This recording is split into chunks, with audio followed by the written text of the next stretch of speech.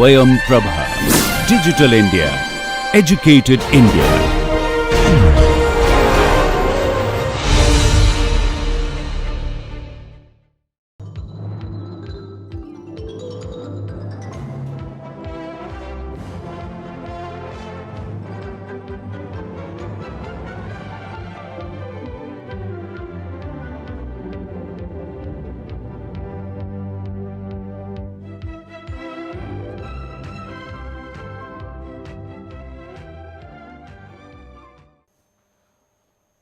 If you recall from last 4 lectures on mixed design of concrete, we generally talked about the principles of mixed design. Then we looked into several simplified method. In the last lecture of this module, we shall be talking about some recent concepts such as packing density, rheology, and applying them to mixed design principles. So, general outline of our discussion should be packing density, then rheology, followed by the proportioning involving them. Now, you remember that we discussed earlier also, concrete is a particulate system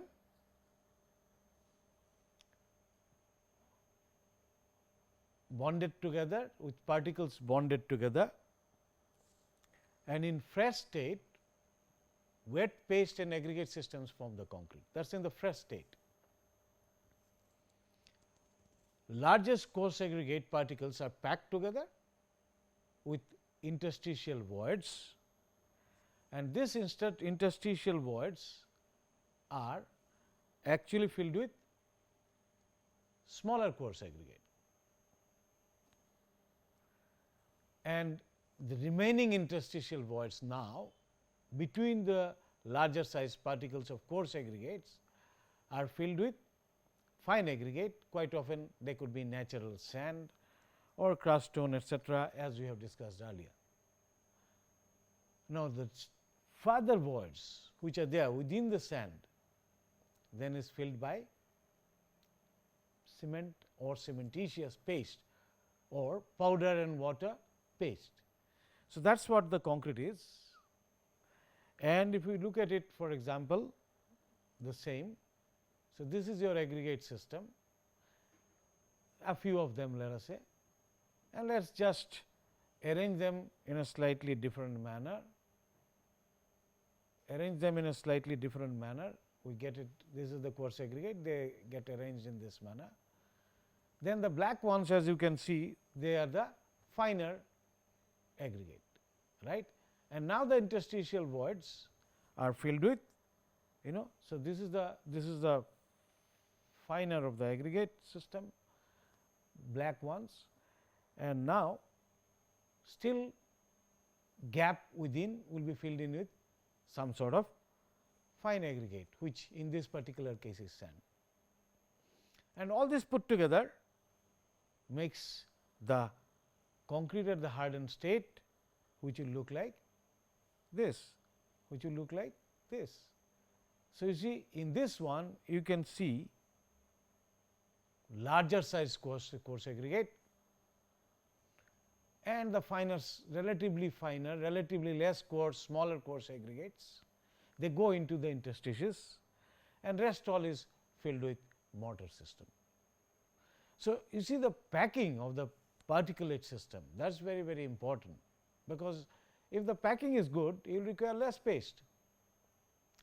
And we talked about this earlier also, and we talked about the concepts of packing density, if you recollect from module earlier, one of the earlier modules, and we talked about binary mixtures, and we said that if we have two aggregates A and B, we mix in some volume, some proportions of their volume, say A is 1 to 0 and correspondingly B varies from 0 to 1.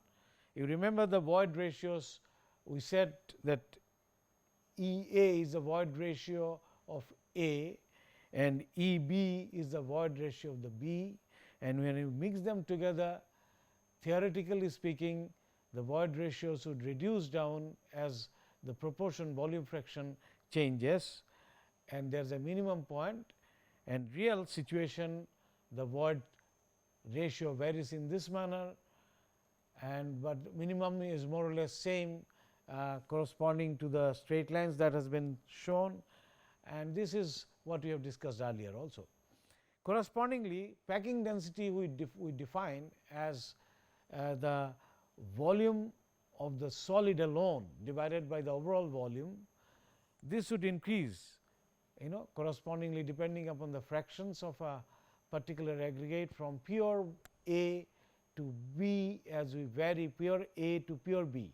So, first you have pure A on the left hand side, then you add some amount of B. So, therefore, combination of A and B volume fraction would change when A is 100%, B is 0, and when B is 100%, A is 0, and this is we have discussed earlier, and packing density becomes maximum somewhere in between where void ratio is minimum. The theoretical curve is shown in blue, the real one will be the one shown by black, and this is because of what is called particle interference, loosening effect and wall effect, etc., we discussed.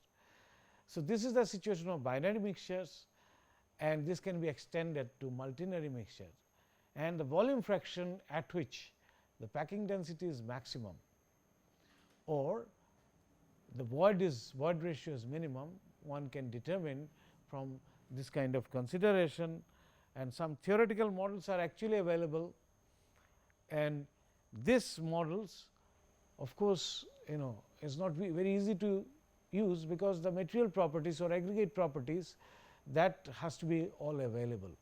For example, F.D. Lerard, who has actually postulated a number of such models, empirical equations, but a simpler procedure we can actually follow in normal course, in course of mixed proportioning of normal mixtures. So, let us see what are those simpler experimental procedure.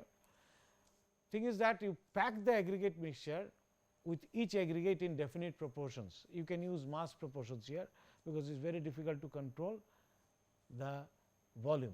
So, use different proportions, mass proportions, and then pack them in a container whose volume is known. Now, this container volume may be V, and one would have to measure this by water replacement method. That means, you fill in this one with water, find out the mass of the water by difference of two weights, empty container and empty container, and the container full with water, and this volume is V. Difference of them will give you the mass of water, and from which you can really find out the volume V. Now, then you pack the aggregates in right kind of proportions that you have decided to put in together, and if the total mass is W, or for a given mass it is W, G is the specific gravity, and if it is both force aggregate, their specific gravity should be known same, which could be same. So, the packing density will be simply given by W by G, which gives you the volume of the solid, W is the mass of the solid, G is the specific gravity. So, W by G is the volume of the solid divided by V, which is the volume of the container, it will give you the packing density. When you are mixing two of them together, volume of each individual one you can find out, sum total of each individual component divided by the overall volume V will give you, so it can be written as simply, it can be written as W 1 by G 1 plus W 2 divided by G 2, W 2 divided by G 2 1 by V. So, that will be your dP. So, this is how you can find out, it would be W 1 by, for example I'll just rub this off and tell you, this should be actually G, this should be G 2 and 1 by V, that will give you the packing density when you are mixing them up in some definite mass proportions. So, in this manner actually you can find out packing density corresponding to any proportion. Repeat this procedure for different fractions and plot, and such a plot would look like this. Such a plot would typically look like this. For example, here we have got weight fraction S1 of S1 a particular, let us say fine aggregate sand it was, and S2 is the other one. So, as the weight fraction of the S1 increases, the packing density we measured and calculated as I just mentioned, and you find it is maximum at some point, maximum at this point, it is maximum at this point. So, 60% of S1 and 40% of S2 gives you the highest packing density. So, it is a simple experiment, and you can do this experiment with your experiment with your aggregates, and determine the packing density of any two aggregates, all right, assuming that they belong to a small range of size, all right. So, that is how it is. So, this was the case of example of packing density measurement or measured packing density. So, what you do is, since you have found out 60 and 40 is the best combination, you can choose 60 and 40 and make this as your fine aggregate, and in the case of the fine aggregate example which I talked about. But typically what you will have, normally you will have say you are dealing with 20 mm down coarse aggregate. So, you will have 20 mm down up to 4.75, and then there will be another set of aggregate 10 mm down up to 4.75. This is the two coarse aggregates. Now, find out the best proportions for the maximum packing density of these two coarse aggregates, and let this mixture be M12 for two coarse aggregate. One is MSA 20, another is MSA 10 mm. Now, these proportions, then you mix them up in these these proportions, that is whatever proportion you find out, this is the best which gives you the best packing density, and then use this mixture, right, as one of the aggregate and fine aggregate as another, or if you have more than two fine aggregates, mix them up, find out the best proportion for the highest packing or maximum packing density, choose that proportion of the fine aggregate, choose that fine aggregate, and similarly choose the best coarse aggregate. Normally fine aggregate will be only one, coarse aggregate there may be two. I am talking of normal strength concrete. High strength concrete or other kind of advanced concrete might have somewhat different sort of thing. So, in normal strength concrete 20 mm and 10 mm you will have two different, generally typically in Indian scenario you will have 20 mm and 10 mm two aggregates, you mix them up, find out the proportions of 20 mm and 10 mm for best packing density, and then now use this mixture together with fine aggregate and find out the maximum packing density. That would be the proportions of 20 mm down, 10 mm down, and the fine aggregate which gives you the maximum packing density. If there are more aggregates, you can repeat this procedure for each two. So, consider them binary, each two, and two of them, then another two of them, and combine them together. If there are more of them, you can actually go on repeating this procedure, but it would become generally cumbersome if there are too many of them. Typically, you will have two coarse aggregates, one fine aggregate, and using this process you can actually find out what is the best combination of the coarse aggregate, both the fractions mixed together, and the fine aggregate, both the fractions mixed together. So, once you have found out, now we can look into the paste content. So, let us say dP max is the highest maximum packing density.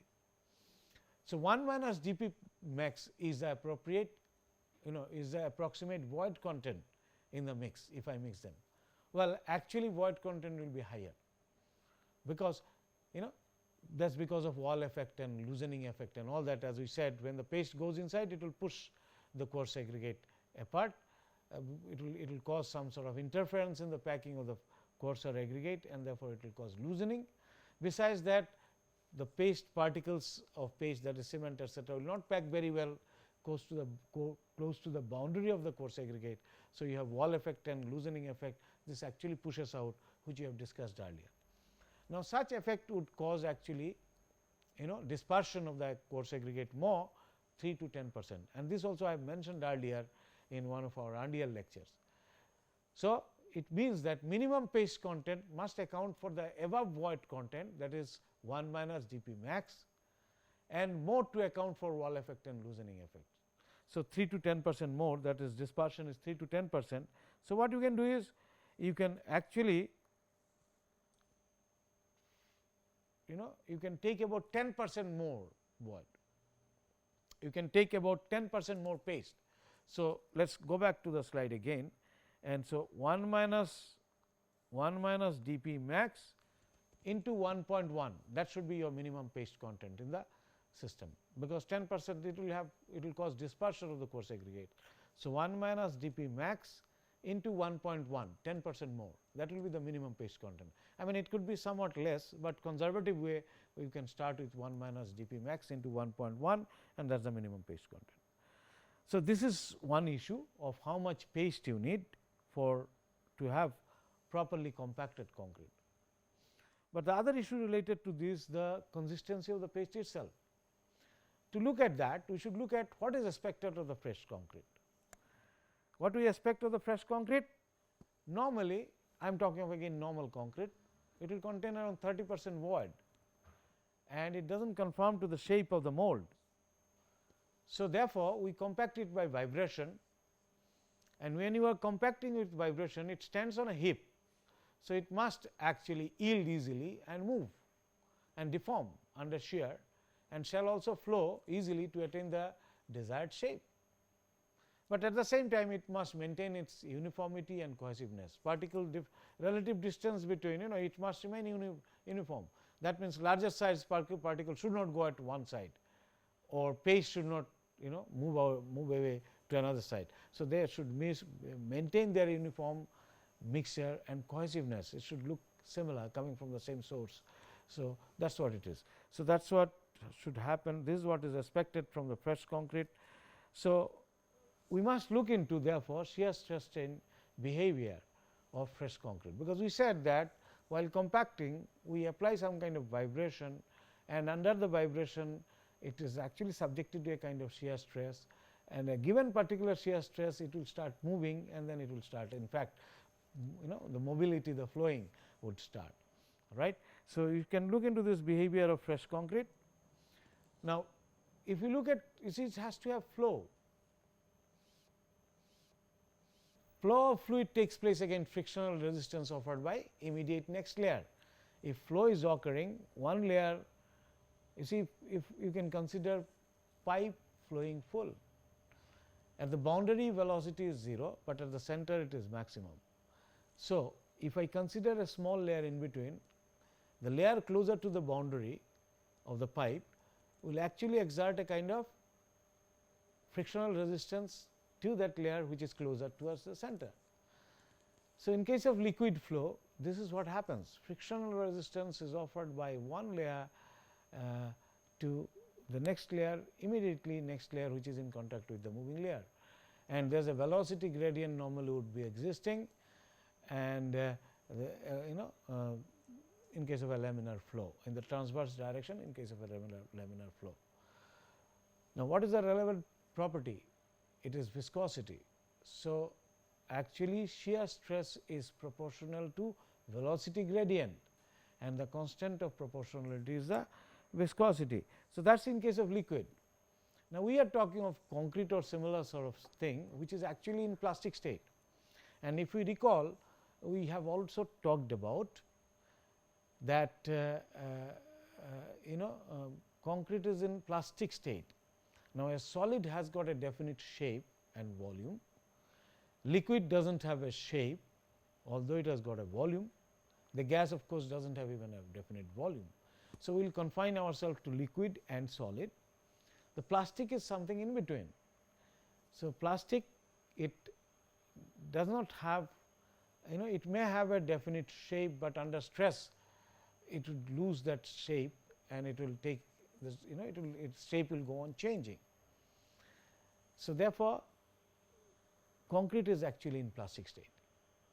It is not in liquid state because it is not flowing on its own, not solid, I am talking of fresh concrete, not solid in the fresh state because it does not have a definite shape. Once it is hardened, it becomes solidified, I mean solid. Once it sets, it becomes complete solid. Hardening of course is related to strength. So, it becomes solid. So, before it becomes solid, it is in plastic state. So, you got to apply some stress, and when it starts actually deforming. Okay. So, that property is important, and this the subject through which we study this flow behavior of plastic material, we call it rheology. Now, cohesiveness of concrete must be maintained, and it should not segregate, and this property is governed by tensile strength of fresh concrete. If the tensile strength is low, particle will separate out. So, tensile strength is important, and it will be governed by tensile strength of fresh concrete. So, we are looking at rheology, that subject which deals with flow properties and shear stress for solid. We are just distinguishing the solid. For solid, shear stress is proportional to shear strain, and constant of proportionality is the rigidity modulus. Liquid deforms continuously under shear stress, no matter how small the stress is. Even without the stress, actually it will deform, and shear stress is proportional to viscosity multiplied by shear strain rate. Because I said velocity gradient you can actually express in terms of shear strain rate, and that is Newton law for viscous fluid. Okay. So, essentially tau is proportional to viscosity to dV dy, and dV dy can be written as dx dx by dy and dx by dy.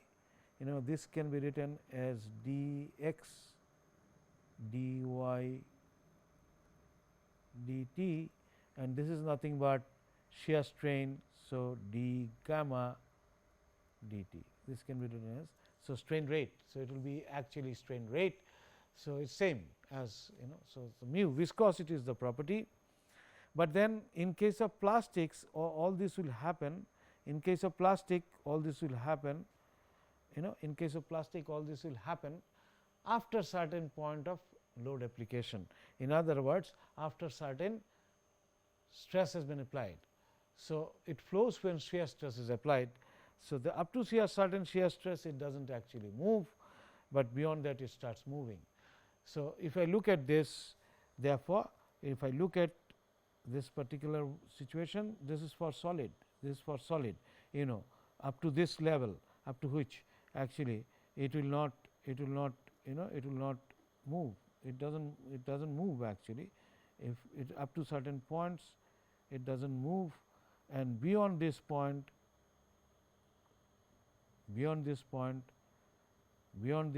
up to this point it does not move, and beyond this point 1 up to 1 it is actually behaving like a solid. All right, it is behaving like a solid, it is behaving like a solid. Up to this point it behaves like a solid, this is behaving like a solid.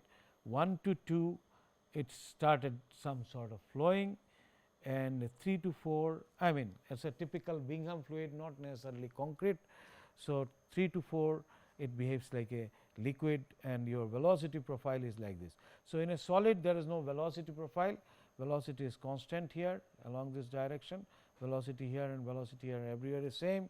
Here the velocity increases, but then there is here again it is constant, and 3 to 4 pure liquid velocity profile is parabolic.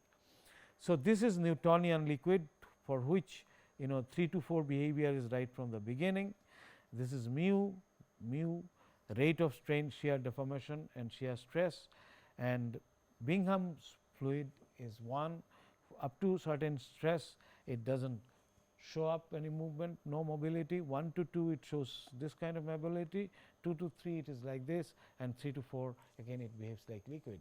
So, shear stress versus shear strain, rate of shear deformation or shear strain rate is shown, and that is what it is.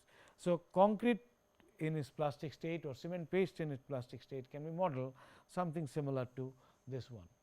And if I extend this line, this point, this is called yield shear stress, this is called yield shear stress, this is called yield shear stress, right. So, if I extend this point is called yield shear stress tau 0.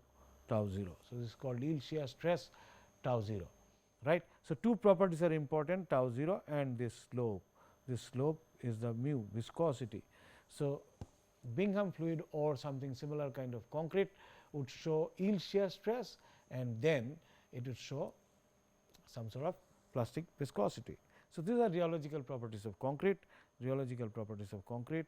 If we continue to look at it, we will find that addition of water increases viscosity. So, normal concrete will be somewhere here, addition of water actually causes increase viscosity, I mean increase in the what you call yield shear stress is here, it will lie somewhere there. As you add water, more addition of water, it increases the shear strain rate actually increases. So, liquid Newtonian liquid is somewhere here, addition of superplasticizer or something so or some grain stabilizer or grain, they were somewhere here. So, concrete would be somewhere something like this, this is your Newtonian liquid is somewhere there, all right. So, this is what it is, and if we look further onto this one for concrete,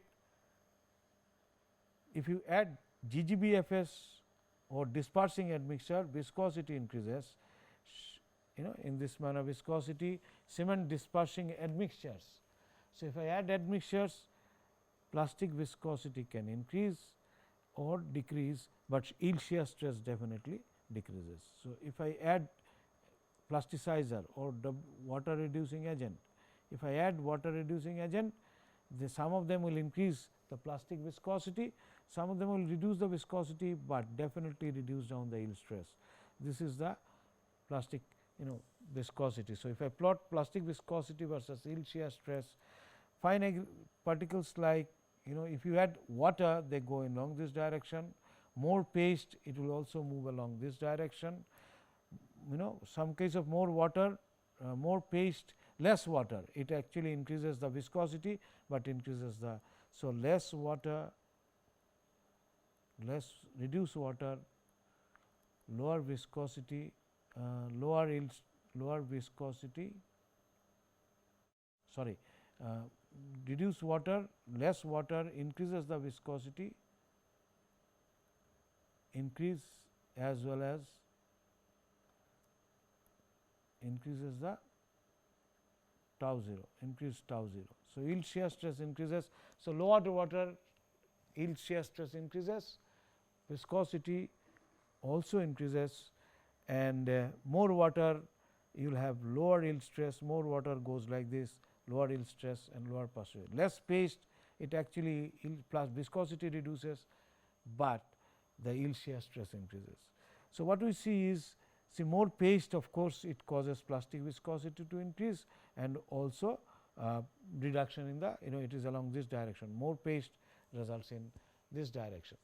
So, we can see actually if we pulverize fuel ash, it actually reduces your yield shear stress, like reduces the viscosity also, like fly ash or GGBFS.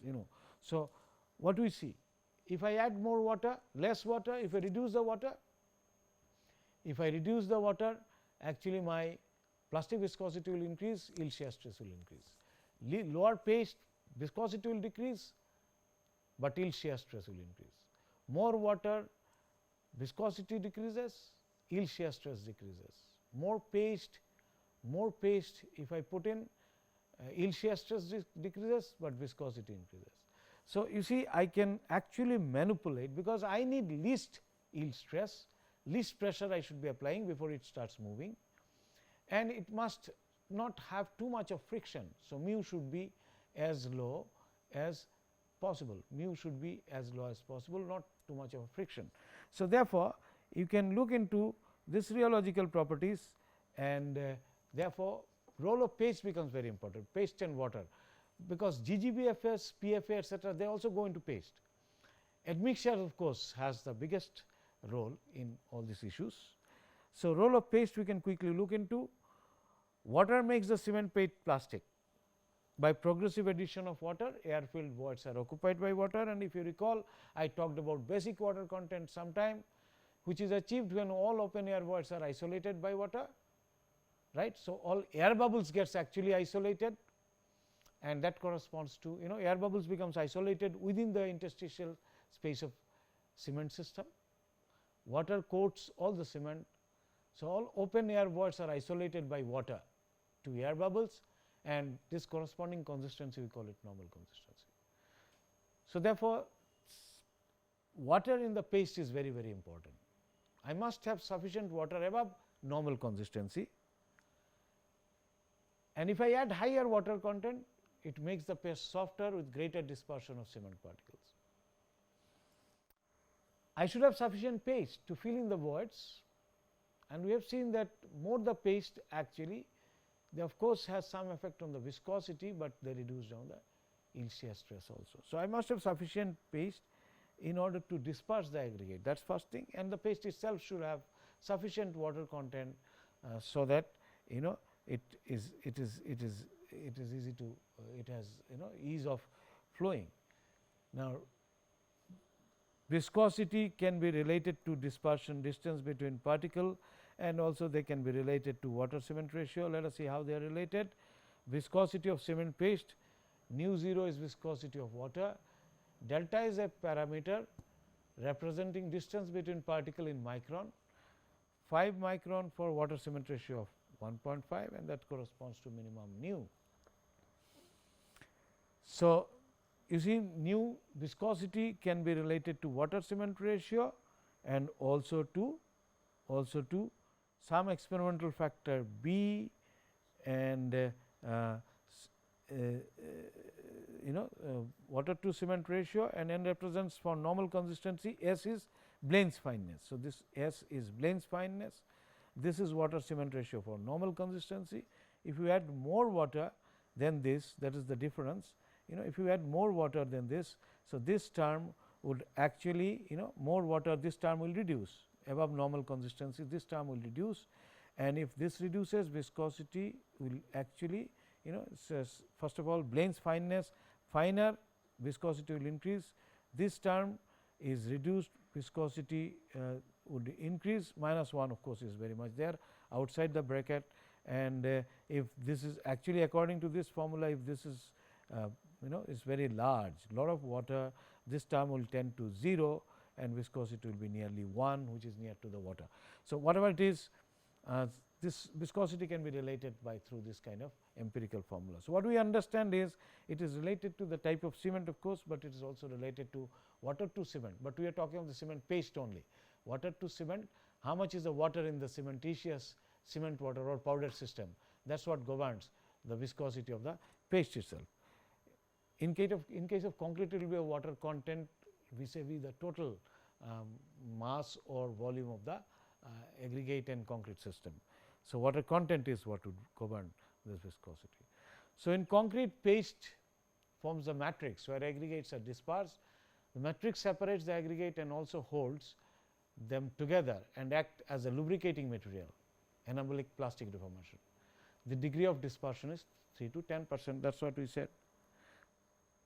So, therefore, decreasing the volume of matrix reduces dispersion and increases particle interference and stiffens the concrete. So, role of paste is very important. Just as by the way, normal concrete, the paste content would be around 30, 32, 33%.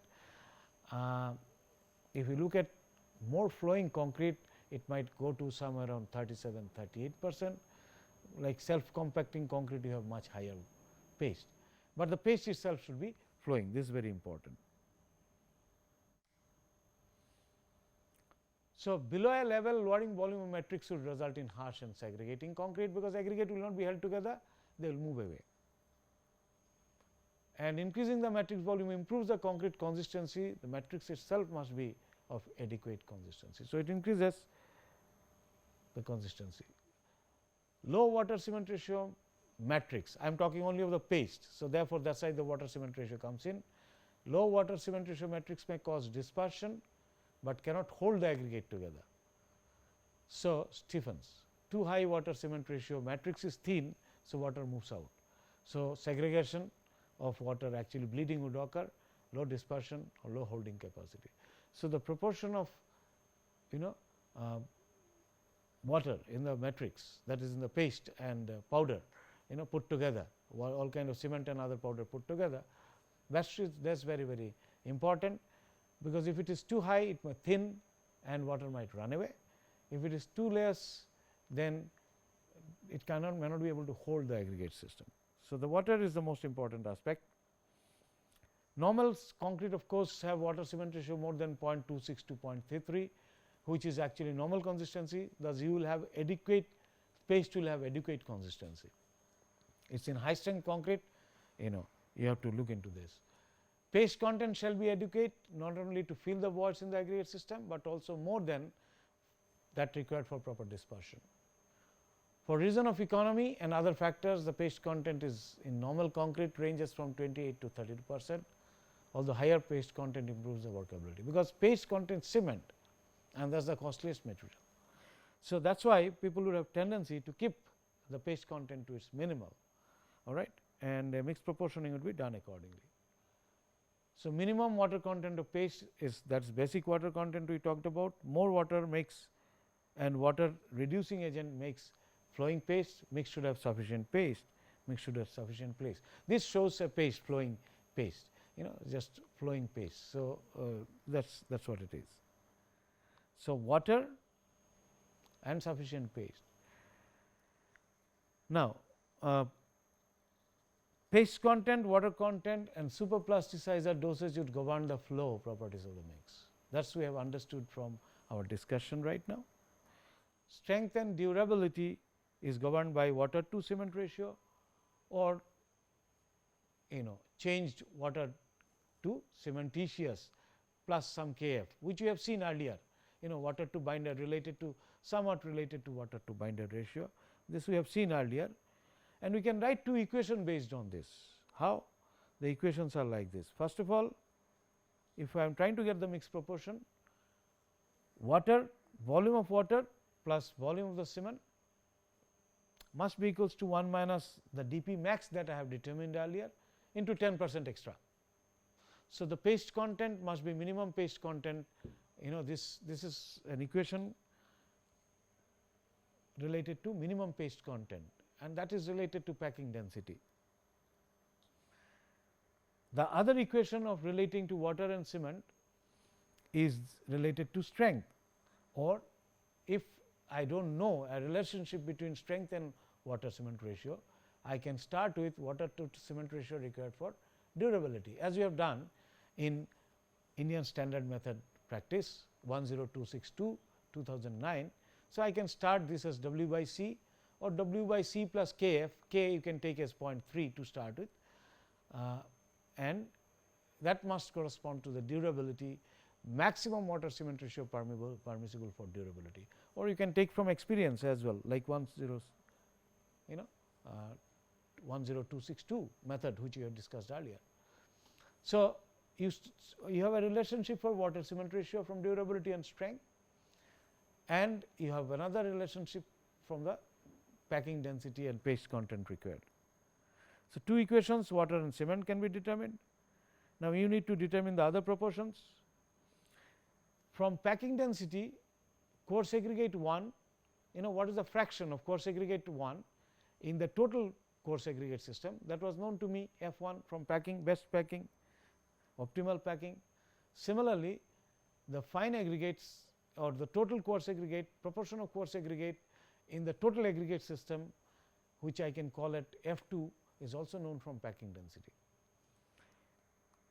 And lastly, the total volume of aggregate system must be equals to the packing density itself, because volume of the solids, pure solids, that is volume of the coarse aggregate 1, coarse aggregate 2 plus fine aggregate must be equals to the packing packing density, because that is the volume in 1 meter cube. I am talking of all these proportions in 1 meter cube, like we have done earlier, kg per meter cube content of aggregate system.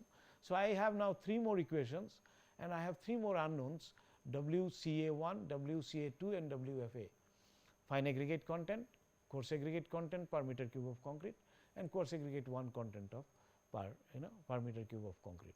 Specific gravities must be the input, like we have done earlier. So, you can see that I have got 5 equations and I have got 5 unknowns, and they can easily be solved. You do not require a big matrix or anything to solve that, you do not require them, because WC can be solved from the previous two equations, and these three equations will give you simply W CA1, W CA2 and W CA3. So, I have got the mixed proportions of concrete using this constant. So, this 5 unknowns are known to me, and that is the mixed proportion. This mixed proportion obtained would have least flow properties, because I have taken the minimum paste content for given W by C or W by binder to increase slump at maximum possible dosage of compatible WRA determined by mini slump test. So, this is the starting point. This was the starting point for workability. It will give you, you measure the slump and find out is the right kind of slump you require. If you need more slump, well, you can't do without that paste content, because otherwise you will have voids in the system. So, if you need more slump, which normally you would, because this will have least slump, add possible dosage of compatible water reducing agent, and that should be determined from mini slump test. You want to increase slump further, add maximum, you will get some slump. You want to get more slump, you add the paste content and recalculate the whole thing. So, it follows from our earlier discussion of different mix design methods that we talked about. And how do you find out the optimal dosage of the or the compatible superplasticizer or water reducing agent? You do mini slump test. Mini slump cone looks like this. You can see that it is actually 38 millimeter, 50 millimeter, 19 millimeter, and you have, it looks like this. It is on the platform as shown, and once you have filled it in, lift it almost like our slump, find out the slump flow. This slump flow for the given paste, because water to cement ratio you have determined, water content and cement, water and the cement quantities you have determined, their proportions are known. Mix your cementitious material, it can be extended to all cementitious combination actually, water, cement, fly ash, etc., or cement and water. So, make the paste as you desire for the given water to cement ratio, and add different dosage of water, high range water reducing agent, superplasticizer, hyperplasticizer, whatever you call it, and find out the flow. Now, this flow can be actually measured. So, you can see in this particular example there are 6 such superplasticizer was used to a particular cement system, particular cement plus another cementitious material system. And you can see the flow in centimeter goes on increasing, but there is a point of maximum point, beyond that it is not really increasing. So, this is for superplasticizer 1, 2, 3, 4, 5, 6 superplasticizers have been plotted here. Now, the optimal dosage will be somewhere there for this superplasticizer, optimal dosage will be somewhere, the red one, it will be somewhere here.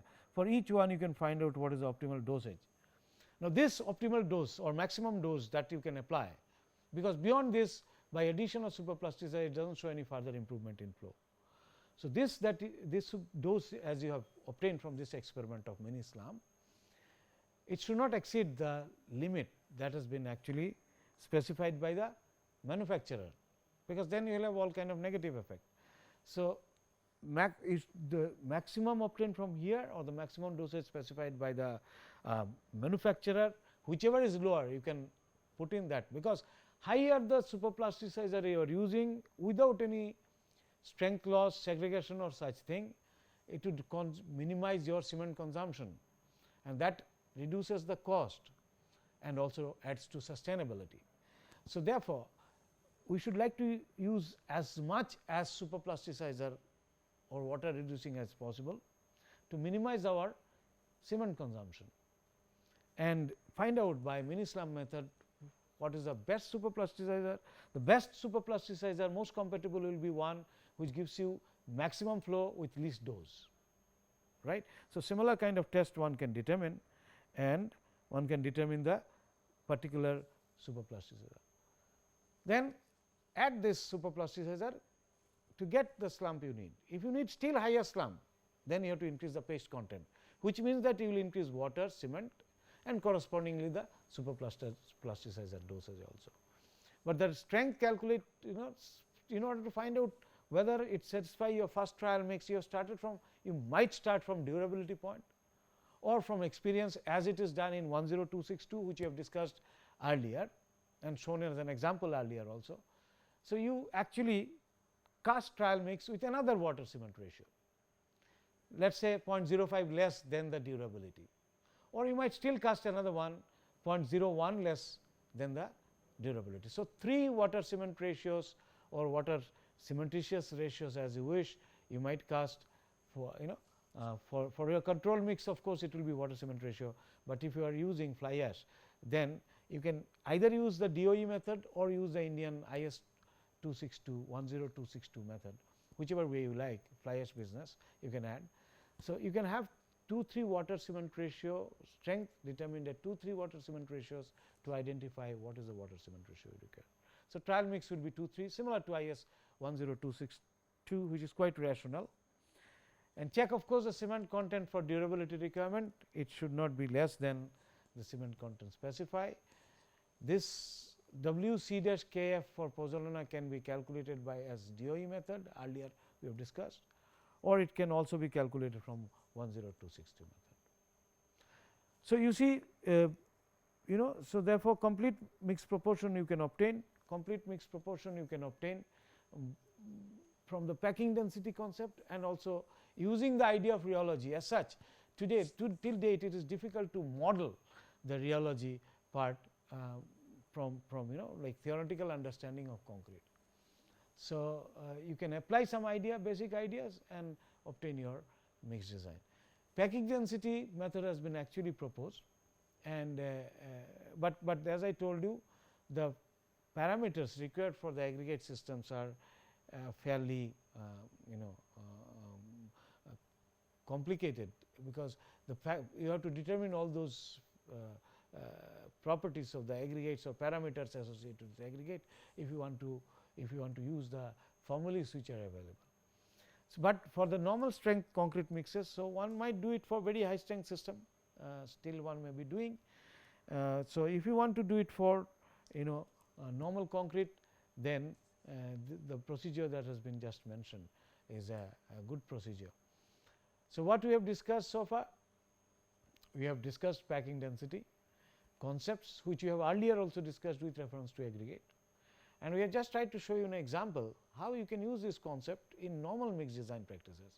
If you are doing high strength concrete, then of course, or very high strength system, then this has to be done with much more rigorosity than what has been discussed here.